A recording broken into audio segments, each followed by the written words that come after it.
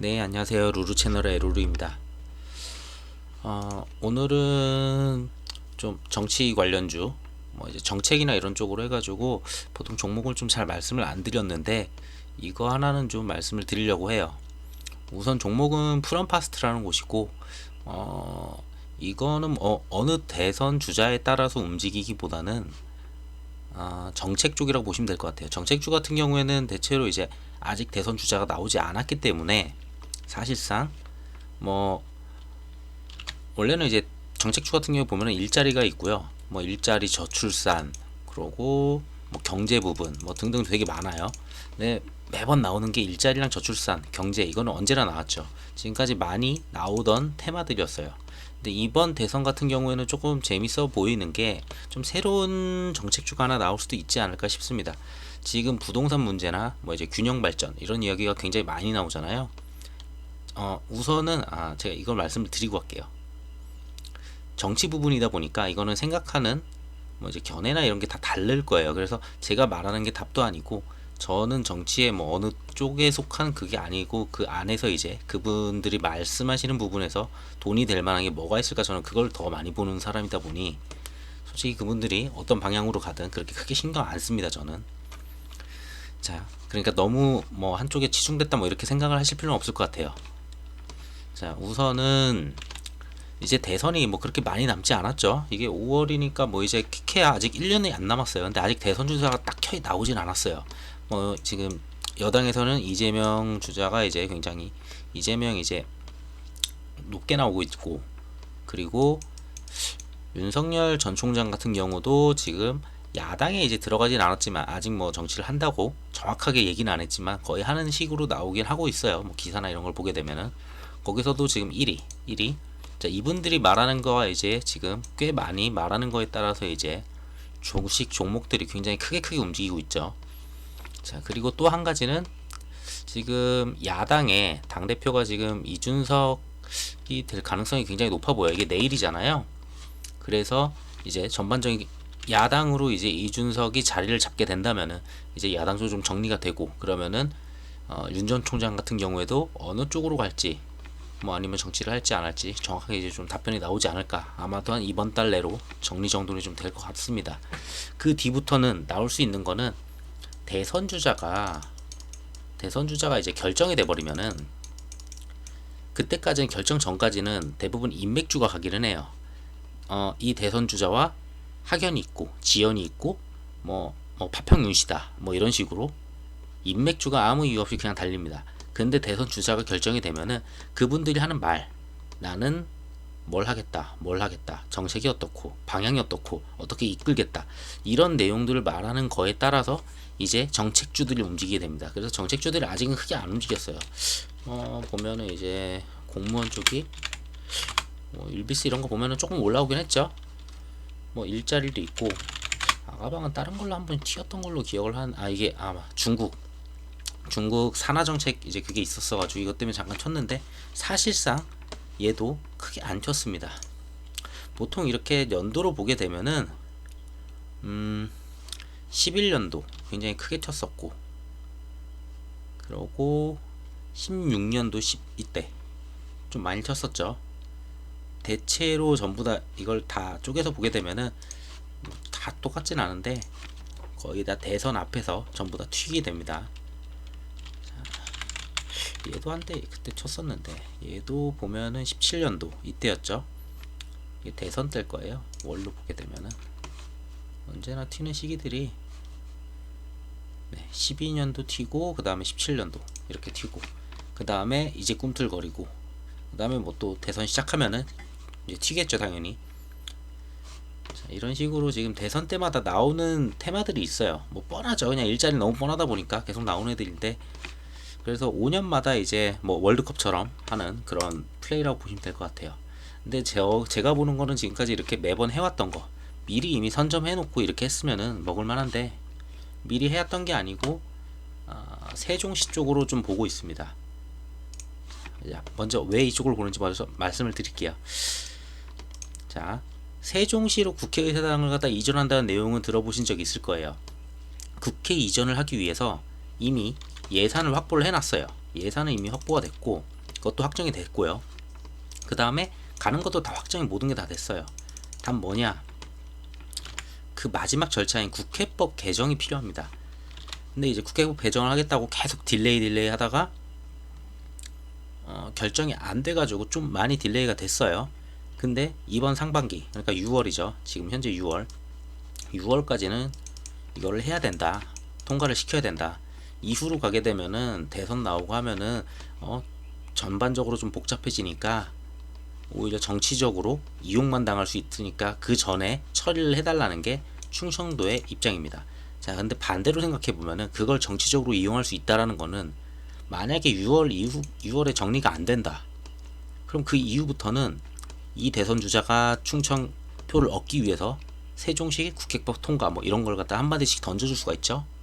뭐 균형 발전을 하자 이런 식으로 계속 나올 수 있는 뉴스거리가 된다는 거예요. 그리고 그걸 통해서 표도 얻을 수 있고 관심도 끌을 수 있고 되게 굉장히 좋은 재료죠. 그래서 정치 대선 주자 입장에서는 사실 이거를 지금 하는 것보다는 좀 끌고 가면서 올해 뭐 연말까지 계속 끌고 가면서 진행하면서 뭐 진행하는 과정에서 내가 어떻게 해왔다 뭐 이런 거 보여주면은 아무래도 표가 좀 올라가겠죠. 써먹기 좋은 표라고 봅니다. 자, 어쨌든 근데 충청권에서는 그러니까 그걸 아니까 정치권에서 이제 이용만 당하기 좀 그러니까 상반기 중에 이걸 갖다가 통과해달라. 보통 한 7, 8월일 되면 이제 대선 주자들이 누가 나올지 여야당에서 하나씩 나올 거예요. 자, 그리고 뭐 그러다 보니까 이쪽에서는 마음이 급하죠. 충청권에서는 국회법 개정안을 계속 하기 위해서 뭐 이제 뭐 여러 가지 하고 있습니다. 뭐 SNS 릴레이 뭐 이런 것도 하고 하는데, 근데 전반적인 생각을 봐야 돼요. 이게 전부 다 오케이 하느냐가 우선 중요해요. 전혀 뭐 불가능한 거 갖다가 지금 해달라고 하는 건지 아니면 가능성이 그래도 좀 높은데 어떤지를 봐야 되겠죠. 자, 뭐 이제 국회의원 같은 경우도 지금이 개헌의 마지막 시기다라고 하고 있습니다. 이게 뭔 뜻이냐면 이제 개헌을 하게 되면 이제 바로 진행을 할 수 있어요. 세종시로 국회를 갖다 옮기는 게. 자, 뭐 34년 된 늙은 헌법에 옷을 벗고 새 질서를 마련해야 된다 하면서 개정을 할 수 있는 마지막 기한이다 하는데 이게 이쪽에 세종시 국회법 개정이 필요한 거고요. 자, 이재명 도지사 같은 경우에도 보게 되면 굳이 6.11면 며칠 전이죠. 6일날 세종에서 닷을 올렸어요. 대선 주직을. 그리고 자, 서울 민주평화관장에서 15일날 이제 공식 출범을 합니다. 나 이제 뭐 이제 대선 이제 나갈 거야 라고 얘기를 하는 거죠. 자, 근데 굳이 세종에 연도 없어요. 사실상 뭐 제가 알기로 충청도 그쪽이 아닌 걸로 알기 때문에 당연히 그래서 이쪽이 그게 아닌데, 자, 여기서도 이렇게 한다는 거는 충청표가 중요하다고 보는 거예요. 이거는 이제 개인적인 생각인데 사실 지금 득표율을 보게 되면은 제가 좀 편히 얘기할게요. 계속 뒤에 다 붙이다 보니까 도지사부터 이거를 윤과 이가 지금 표 차이가 그렇게 막 크지가 않아요. 어쩔 때는 이쪽에 1등 했다가 어쩔 때는 윤 총장이 1등 했다가 왔다 갔다 하는데 그 이야기는 굳은 표가 아닌 곳에서 이제 좀 표를 갖다 좀 가져와야 되는데 그쪽을 지금 충청이라고 본다고 저는 보고 있습니다. 그러면 충청에서 원하는 게 뭐겠어요? 충청에서 원하는 거는 당연히 뭐 딱 이렇게 얘기하긴 좀 그렇지만 그 지역의 발전, 그리고 뭐 철도도 놔야 되고 사람들도 좀 많이 왔으면 좋겠고 기업들도 왔으면 좋겠고 그러면은 뭐 상업시설도 생기고 전반적으로 좀 잘 사는 동네가 되겠죠. 그런 꿈을 가지고 있을 거예요, 대부분이. 근데 그러려면 뭔가가 공공적인 것들이 다 들어오고 계획을 막 해주고 좀 밀어줘야 되는데 그게 어렵죠. 자, 그러다 보니 그분들이 원하는 거는 충청도 전체적인 발전인데 우선은 세종시에서 이제 시작을 하고 싶어 하는 것 같습니다. 자, 그래서 이쪽에서도 그걸 알았기 때문에 굳이 여기까지 가서 이런 진행을 했겠죠. 이분들의 표를 얻기 위해서. 자, 그리고 내일이죠. 오늘이죠. 이제 지금 새벽이니까 오늘 이제 국민의힘 전당대회가 이제 끝나게 되는데 거의 지금까지 뭐 표로 봤을 때 뭐 지지율 이런 걸로 나오잖아요. 그걸로 봤을 때는 이준석이 될 가능성이 굉장히 높다고 보고 있어요. 사실상 뭐 내일 나와봐야지 알겠지만 그거는 제가 그냥 숫자로만 봤을 때도 너무 이거 표 차이가 너무 심해서 투표율 투표 차이가 너무 심하다 보니까 거의 그러지 않을까 싶어요. 자, 그러고 자, 뉴스의 기사를 보게 되면은 승인은 6월 10일 날, 지면 게재는 6월 11일이에요. 지면이 아직 안 나갔겠죠. 그러면은 지금 이게 밤 돼서 새벽 돼서 나왔나? 뭐 제가 그랬던 것 같은데, 그래서 이걸 보고서 이제 이거 할까 말까 지금 생각은 하다가, 사실 정치 테마는 진짜 등락이 너무 심해요. 좀 이따 보여드리겠지만 진짜 이거는 일반적으로 천천히 가는 그런 종목들이 아니어서 그래서 좀 할까 말까 고민을 했었는데, 그래도 이런 종목도 하나 정도 있어야 되지 않을까 싶어서 올리려고 해요.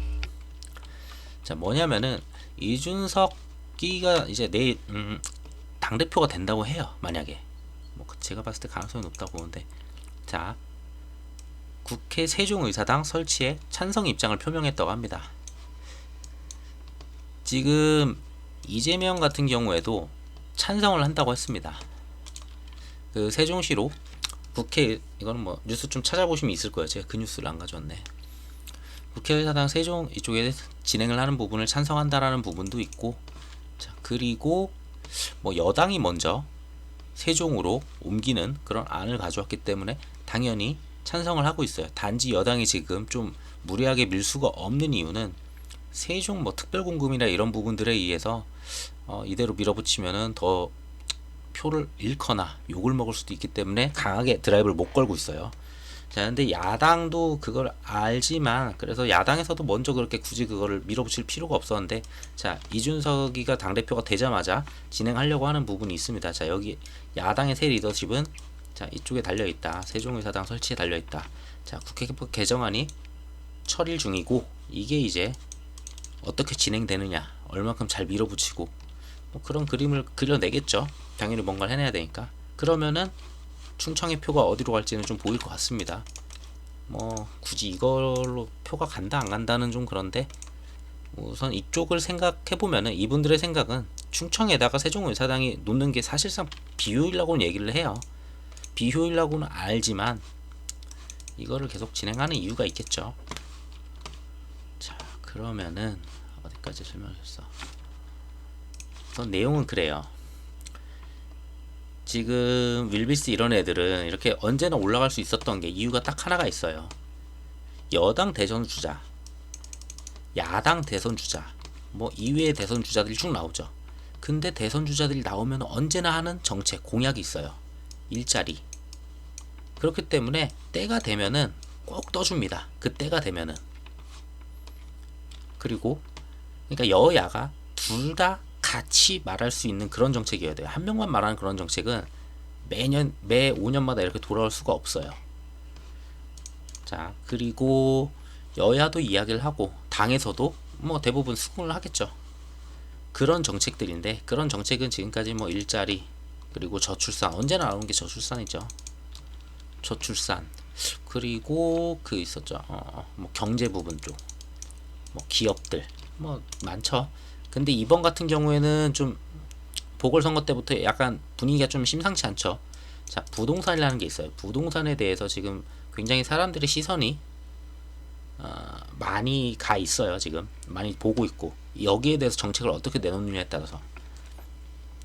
그러면은 부동산을 공급을 늘리게 돼가지고 공급을 늘려서 이걸 해소해 줄 거냐, 애매해요. 이게 또 사실상 이 수도권이라는 곳, 서울, 그 다음 경기가 이렇게 있을 거 아니에요.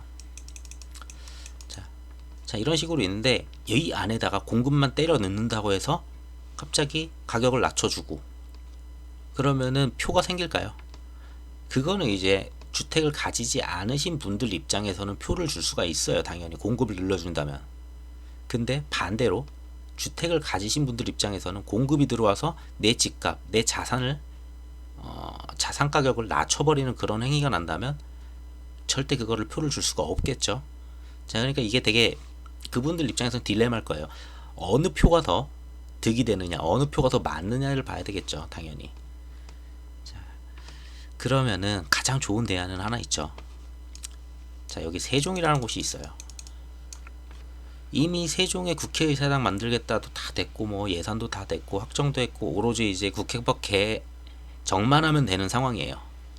근데 균형 발전도 또 외치고 있죠. 지금 계속 균형 발전 이야기가 나오죠. 그리고 균형 발전과 부동산은 연결됩니다.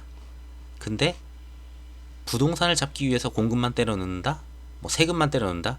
지금 세금 때려 놓다가 보니까 안 돼서 이제 세금을 다시 조금씩 완화하는 약간 특이한 지금 방향으로 가고 있죠. 여당 같은 경우에도.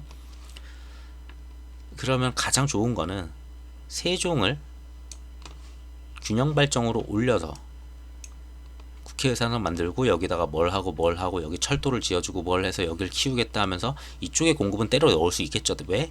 당연히 기업이 들어오고 뭐가 들어오고 국회 예산 들어오니까 당연히 더 공급이 더 필요하겠죠. 주택 공급은. 그건 당연해요. 그렇기 때문에 여기에 주택 공급이 생기면서 이쪽으로 수요를 옮길 수 있겠죠. 그러면서 균형 발전도 이야기할 수 있고 부동산 가격도 뭐 해소를 할 수 있다. 뭐 이런 식으로 좀 풀어나가지 않을까. 저는 이런 생각을 합니다.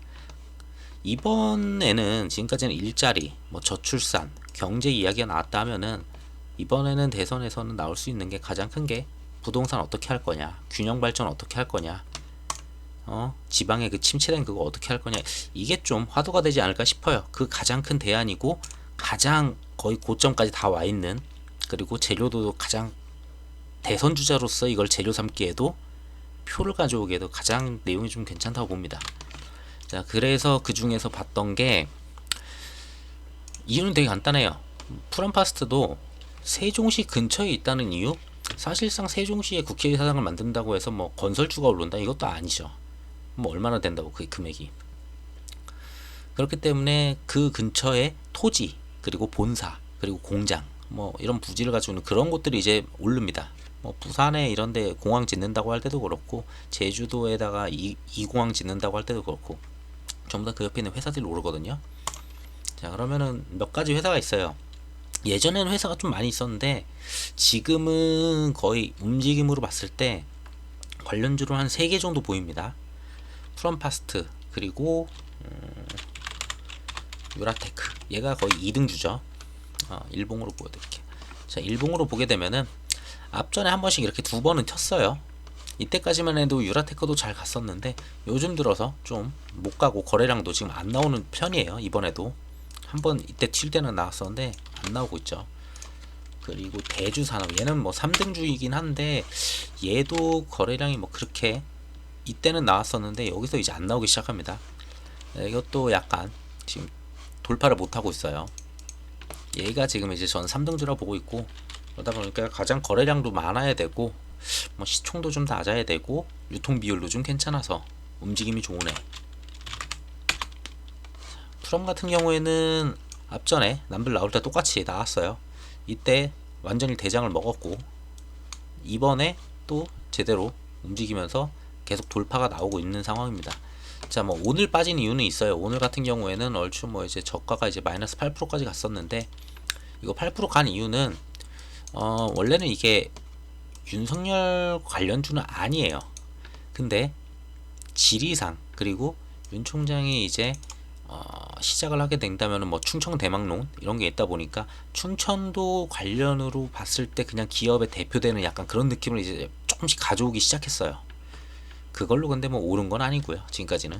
근데 그런 것 때문에 뭐 사실상 다른 애들 뭐 애니 능률 이런 애들 보면은 마이너스 오늘 15% 가까이 갔다 오고 막 이랬는데 그거에 비해서는 거의 반절 정도 갔어요. 그러고서 뭐 바로 복구를 해가지고 마이너스 3% 정도에 끝내긴 했는데 어쨌든 윤 총장도 관련이 있고 이재명도 관련이 있고 다 관련이 있습니다. 여기는 여당 야당 전부 다. 그러니까 모두가 한마 같은 소리를 할 수 있는 그런 정책주가 될 수 있다고 좀 보고 있습니다. 사실 이게 뭐 많이 올랐다고 하면 많이 올랐겠죠. 근데 웬만한 정책주들은 제대로 갈 때는 보통 10배죠.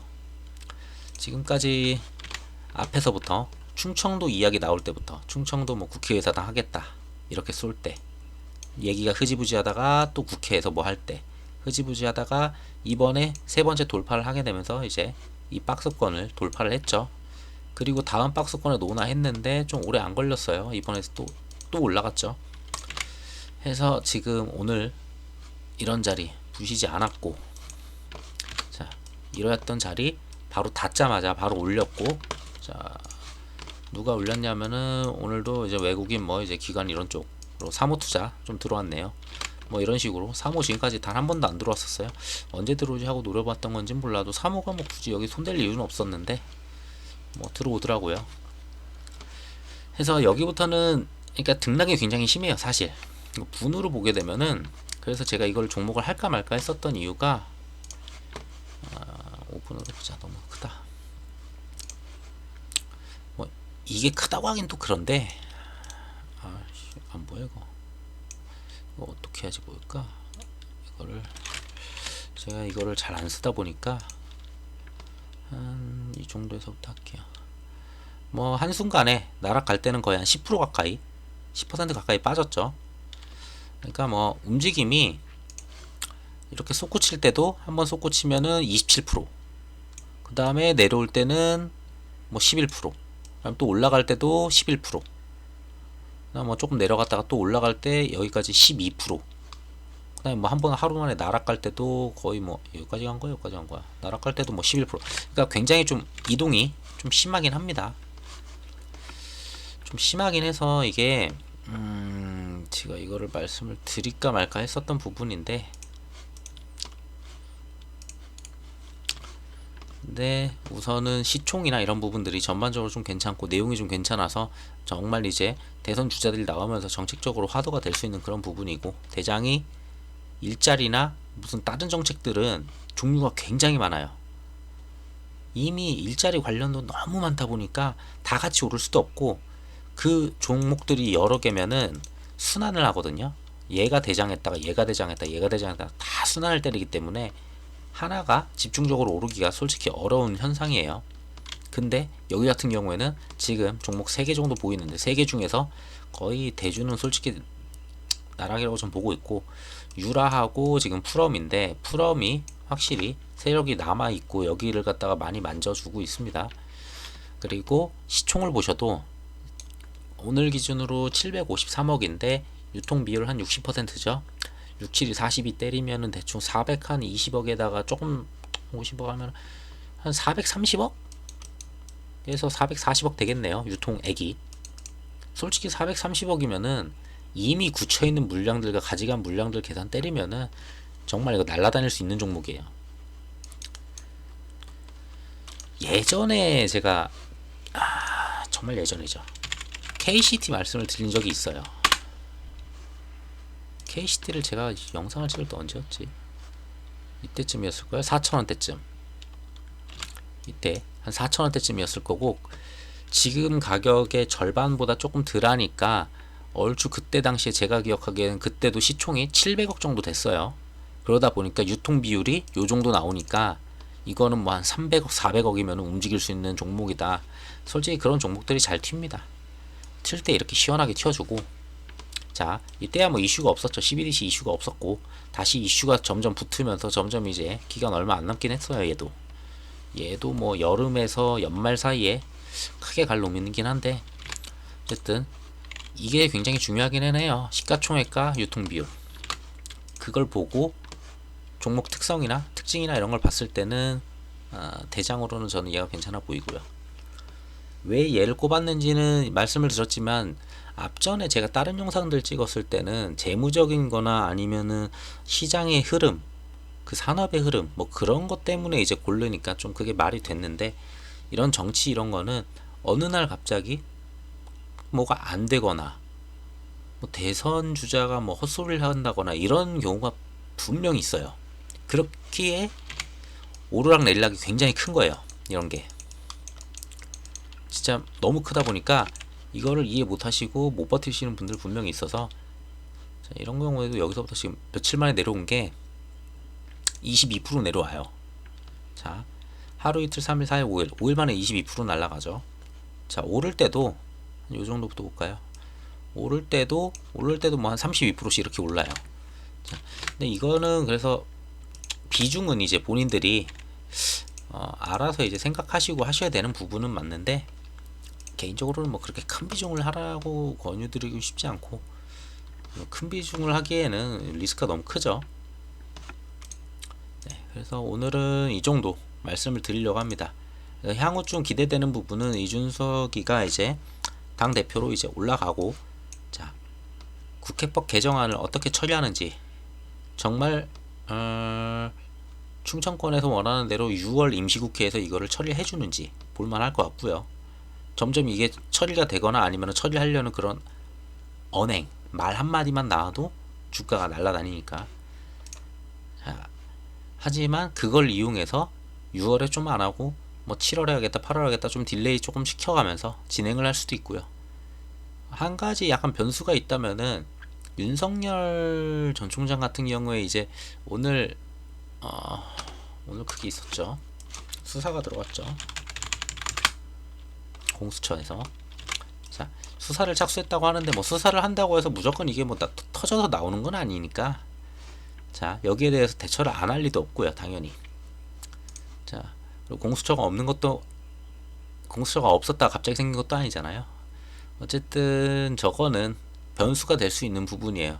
윤석열 총장이 지금 충청권이다 보니까 충청권에서는 생각하는 게 그냥 충청도 세종에 있는 회사인데 원래는 이게 세종 의사당이나 이전으로 해서 올라가는 테마였었는데 윤석열 충청 때문에 같이 움직이는 약간 그런 묘한 그런 것까지 가져왔어요. 그러다가 뭐 이재명 도지사가 한마디씩 거들고 있고, 그래서 여러 군데에서 다 거드는 그런 종목이라고는 보고 있습니다. 쉽게 죽지는 않을 것 같고 정치권에서 대선 주자들이 계속 이용할 만한 그런 재료니까, 만약에 6월에 처리가 안 된다면은 대선 내내 이야기가 나올 수 있는, 꾸준히 이야기가 나올 수 있는 새로운 테마로 떠오를 수 있고, 만약에 6월에 처리가 된다 그러면은 처리 과정에서 큰 슈팅들이 몇 번 나오겠죠. 죽이기 전에. 처리가 다 되면은 거의 뭐 그때는 이제 종료라고 보시면 될 것 같아요. 그리고 생각난 김에 제가 보다 보니까 이게 있었는데, 그 카카오뱅크 예전에 말씀드려가지고 사가지고 지금 아직 가지고 계신 분들이 있을 거예요. 근데 지금 제가 알기로 이제 다음 주 정도 되면은 카카오뱅크 이제 그 심사 일정이 끝나서 심사 결과가 나올 걸로 알고 있는데, 자, 심사 결과가 나오면은 대체로 떨어지는 게 당연합니다. 예전에 SK 그 바이오팜 맞나? 바이오팜도 그랬었고, SK 우선주 같은 경우에도 바로 나락을 가죠. 자, 얘라고 나락 안 갈 이유가 없어요. 그러니까 적당한 시점에서 적당한 이익을 보시면은 욕심을 버리고 좀 정리를 하시는 게 좋지 않나. 굳이 끝까지 가보겠다고 하면은, 자, 이렇게 날라다니다가 그냥 이렇게 내리막 바로 찍죠. 또 뭐 있었지? 그게 있었지. DPC 같은 경우에도 어디였어? 이거였었나? 4월 21년도 4월 21년 올해가 아니었었는데, 이거는 그래 여기였을 거예요. 여기 9월 맞네요. 이때가 이제 빅히트 엔터 올라갈 때, 이때 올라갈 때 이렇게 올라갔다가 게임 끝나면 이렇게 바로 원점으로 바로 돌아오죠.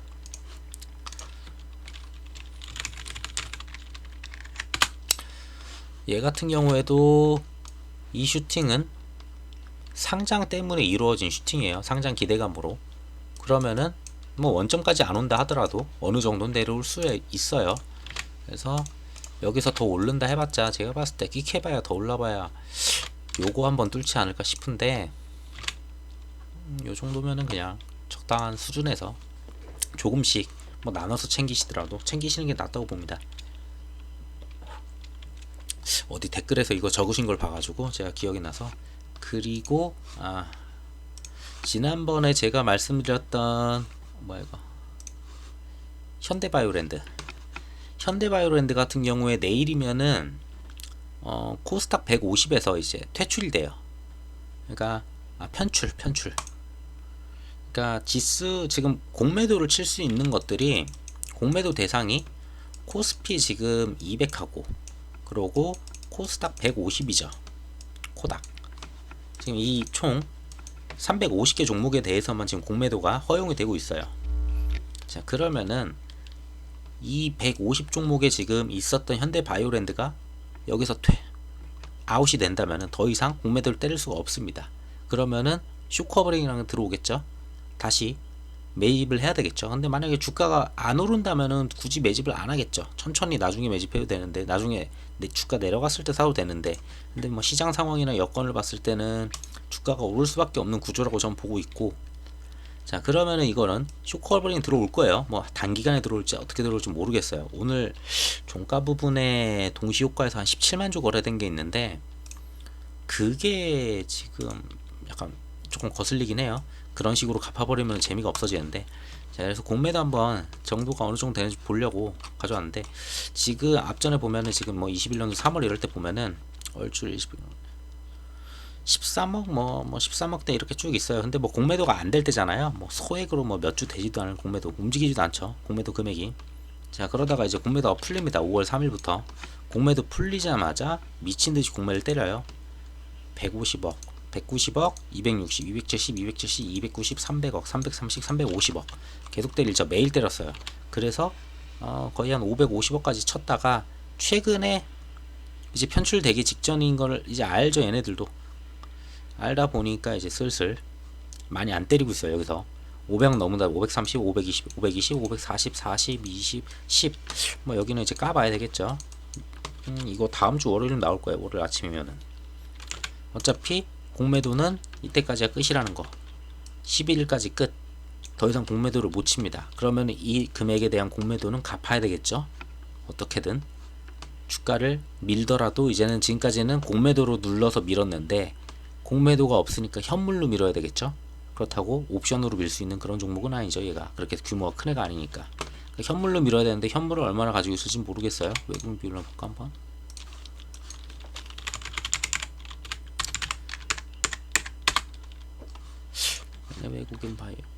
외국인 비율이 이렇게 보면은 보일라나?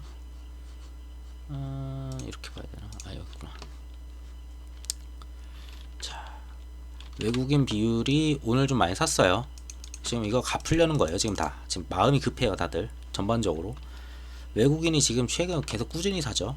지금 6%예요. 보유율이 6%였던 적이 거의 없을 거예요. 얘네 회사가. 앞전에 살 이유가 없죠. 6%를 다 4%대, 거의 역대급 수량이 나왔네 오늘. 그러네요. 뭐 이거 끝까지 볼 필요도 없긴 한데 거의 4%대 3%대 외국인 비율이.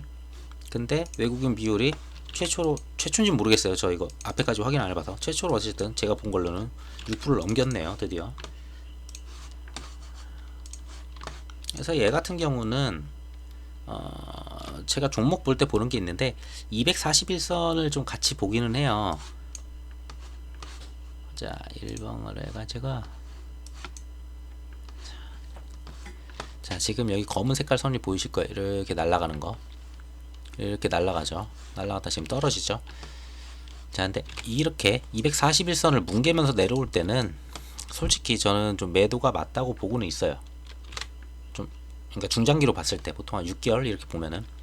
자 근데 이런 식으로 때려주죠. 보통 이거는 룰은 아닌데 이게 하다 보면은 좀 거의 맞긴 하는데, 보통 세 번째 이걸 때리잖아요. 열려요 이게. 두 번은 뭐 이유가 있어서 이런 거지만, 당연히 뭐 그때 당시 재료가 그런 거지만, 희한하게 차트를 보다 보면은 그게 맞는 경우가 꽤 많거든요. 그래서 보통 세 번 두드리면 열린다고 해요. 상한가 있다가 빠질 때도 세 번 아래로 빠지면은 바로 날아가듯이 보통 이제 세 번인데, 이번에 세 번째를 터치할 거라고 좀 보고 있고요. 아마도 이런 식으로 공매도가 어쩔 수 없이 더 이상 되지 않으니까, 공매도 되지 않는데 이 공매도도 갚아야 되는 입장이죠. 근데 시장 상황은 점점 좋아지죠. 그래서 얘 같은 경우에는 뭐 얼마라고 목표는 못 드리겠는데, 그래서 지난번에 말씀드린 내용과 똑같습니다. 그래서 상황은 그냥 기다리면 먹을 수 있는 그런 종목 같아서 추천드렸었던 거고, 오늘 말씀드린 이유는 이거, 월요일부터 공매도 금지 대상이 되고 앞에 있었던 공매도들은 갚아야 되는 그런 거다. 그거 그때 지난번 영상 할 때 원래 말씀드리려고 하다가 그 말씀을 안 드려가지고 추가해서 말씀드리려고. 네, 그래서 이 정도 보시면 될 것 같습니다. 우선은 웬만하면은 등락이 좀 안심한 종목을 해드리려고 해요. 근데 또 그냥 이런 걸 원하시는 분들도 보다 보면 있더라고요. 댓글 보면은 얘도 비슷하죠. 보통 앞에서 안 열리던 곳 이렇게 두 번 때리잖아요. 세 번 때릴 때 보통 열려요. 그러면 거기가 보통 지지가 되고. 그래서 방금 아까 말한 게 이런 거 241선 241선 뚫고 내려온 다음에 첫 번째, 두 번째, 만약에 이번에 세 번째 240 여기 있죠. 열면은 당연히 이런 이것까지 뚫면은 이제 크게 나가겠죠. 이거는 근데 이거는 뭐 딱히 룰 아니고 그냥 하다 보면 비슷한 패턴들이 있어서 그런 거니까 자 그렇게 보시면 될 것 같고, 다음에 또 말씀드릴 종목이 지금 있기는 해요. 근데 영상을 좀 쪼개서 다음 영상 때 또 하나 말씀을 드릴게요. 네, 감사합니다.